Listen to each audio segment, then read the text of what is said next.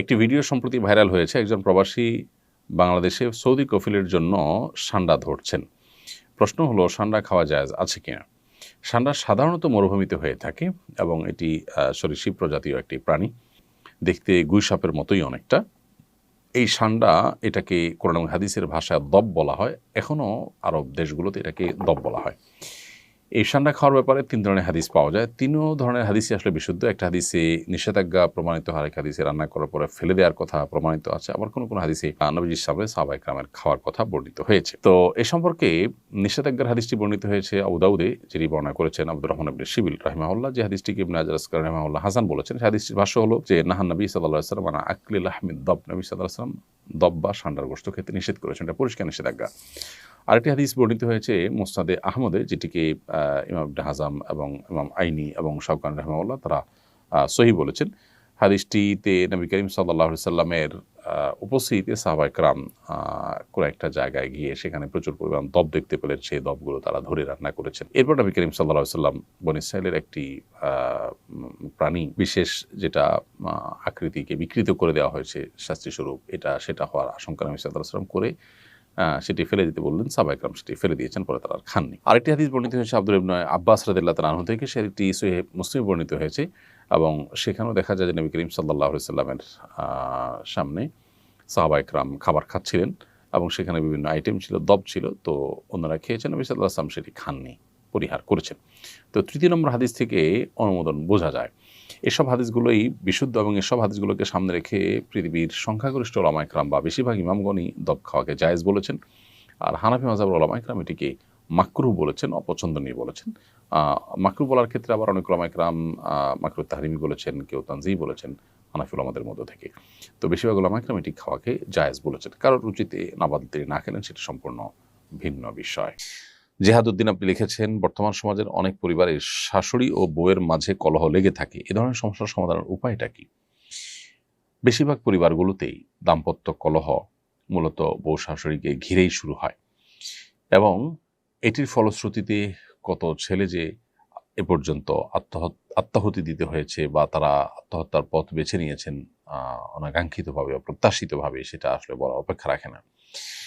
তো বউ শাশুড়ির মাঝে যে কলহ, এই কলহ দূরের উপায়টা কি? এটা দূরের উপায় হলো, প্রত্যেকটা মানুষের দায়িত্ব আছে, তার কর্তব্য আছে এবং তার অধিকারের সীমারেখা আছে।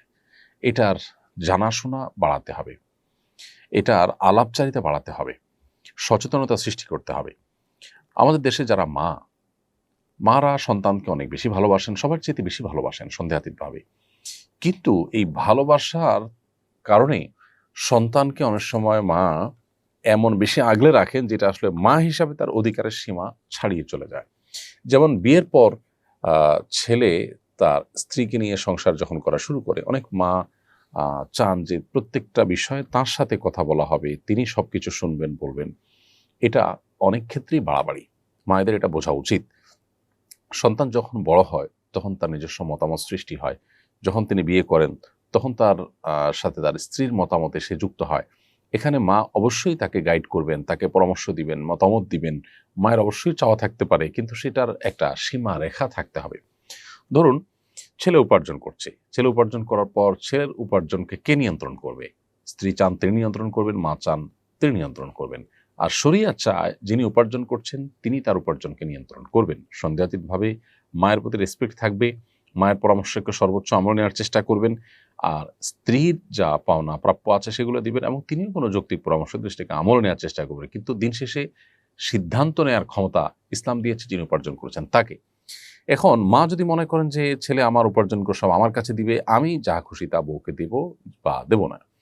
অনেক প্রবাসীরা আছেন, তাদের উপার্জনের সমস্ত টাকা বাবা মা আশা করেন যে আমাদের কাছে দিয়ে দিবে, আমরা আমাদের মতো কিছুকে নিয়ন্ত্রণ করব। এগুলো সবগুলোই কিন্তু বাড়াবাড়ি এবং বাবা মা হিসাবে তাদের যতটুকু অধিকার আছে তার সীমা ছাড়িয়ে চলে যাওয়া। সন্তানের প্রতি বাবা মা যদি জুলুম করেন তাহলে সেক্ষেত্রে আল্লাহর কাছে কিন্তু জবাবদিহিতার মুখোমুখি হতে হবে, সে বাবা মার কিন্তু বিচার হবে। অতএব এই মাত্রা জ্ঞানটা আমাদের মধ্যে খুবই কম এবং এর কারণেই কিন্তু কলহগুলো বেশিরভাগ ক্ষেত্রে হয়ে থাকে। অতএব মা হোক বাবা হোক, তাদের যে অধিকার সেটা অবশ্যই সবার চাইতে বেশি, আল্লাহর পরে আল্লাহ রসুলের পরে সবচেয়ে বেশি অধিকার তাদের, সন্দেহ নেই।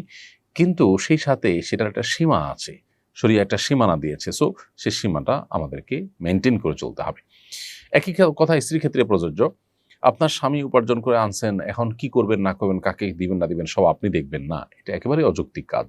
আপনার প্রাপ্য অধিকারটা পাচ্ছেন কিনা, আপনার ভরণ পোষণ যথাযথ পাচ্ছেন কিনা, মাও দেখবেন যে মারটা পাচ্ছেন কিনা। যদি নিজেরটা পান, এরপরে বাকি টাকাটা যিনি উপার্জন করছেন তার একান্ত আপনার স্বাধীন ইচ্ছা ব্যবহার করে তিনি যা খুশি করবেন, কিন্তু আপনি সেখানে শুধুমাত্র পরামর্শ দিবেন, ইনপুট দিবেন এবং দোয়া করবেন। স্ত্রীগণ যারা আছেন যদি মনে করেন যে স্বামী ভুল পথে আছেন, তাহলে সেক্ষেত্রে আল্লাহর কাছে চোখের পানি ফেলে দোয়া করেন। আল্লাহ তো সব কিছু করতে পারেন, আপনি আপনার চেষ্টা করেন, কিন্তু এটা নিয়ে ঝগড়াঝাটি করে বাড়াবাড়ি করে মনোমালিন্য তৈরি করলে তা কারোর জন্য কল্যাণকর হয় না। অতএব এই যে আমাদের যার যার পাওনার সীমারেখা, এটা আমাদের বোঝা উচিত, এবং সেই সাথে দুনিয়া দিন শেষে এখানে আমাদের চাওয়াগুলো সব পূরণ হয়ে যাবে। আমি যা চাইবো সব আমার মন মতোই হতে হবে, না হলে আমি ডিপ্রেসড হয়ে যাব, আমি অনেক বেশি অস্থির হয়ে যাব। এটা একেবারেই একজন ইমানদারের সাথে যায় না। বিধায় আমাদের সহনশীল হতে হবে, ধৈর্যশীল হতে হবে, তাহলে ইনশাআল্লাহ এই পারিবারিক কলহগুলো কমবে। আস-সুন্নাহ ফাউন্ডেশন, উম্মার স্বার্থে সুন্নাহর সাথে।